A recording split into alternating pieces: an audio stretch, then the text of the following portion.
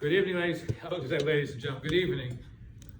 There's somebody missing, very important missing from this Parsha. Since Moshe Rabbeinu came onto the scene, he's in every Parsha. This week's Parsha, the Tzava, he's missing. V'atot Tzava. God says, and you command the Jewish people. What happened to Moshe? Why is he in this Parsha? So according to the Vilna Gaon, this is the week of the yard side. Every year we have the Zion it falls around the time we read Parsha Tzava, and it's to remind us that Moshe Rabbeinu's yard side, so we never forget it. So if he's missing, we know that this is the week of his yard side, 7 Adar. However, the Baal Turim says that if you look during the sin of the Egel, the golden calf, Moshe says to God, if you don't forgive the Jewish people, Mecheni Misevi, take me out of your book.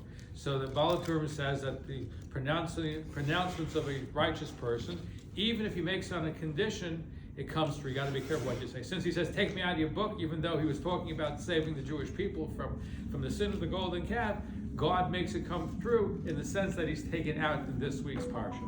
So here's the question I think Rabbi Shimon Sofer and other people say.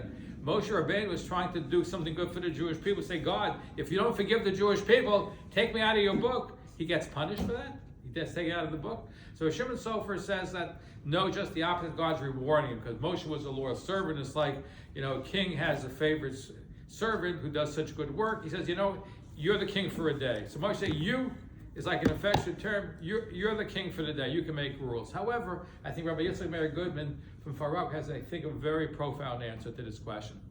And he says, if you look around, it's not only Moshe's missing from the Parsha. In a couple of days, when we get to Purim, God's missing from the Megillah. Is there a connection with the fact that Moshe is not in this Parsha and God's missing from the Megillah? And he says there is a connection. Because in the time of Mordechai and Esther, there was no prophets. Mordechai really had to take on the responsibility on his own to take the leadership role. And that's what happens, what Rabbi Goodman says is a lesson we have to learn. If we don't have a direct person or somebody involved in helping us with Yiddishkeit, we got to take on. And when God says, V'atot Tzava, you command, God's saying, if Moshe is not around, you become the leader. So it's not a punishment of Moshe, it's a lesson for us that if somebody is missing, if a leader is missing from the scene, it's up to each and every one. We can be the next Moshe Rabbeinu. We can be the next leader. So it's not a punishment for Moshe Rabbeinu, it's really extolling his virtues that we can extend and be like Moshe Rabbeinu given the circumstances. Have a wonderful evening. Reb Chanana Rekash, Reb Baruch Hu, Lazakos, Esias, Svarol, Aficha, Mirson, Chaves Man, Sion, Terviyadi, Kaddish, Rabbanu.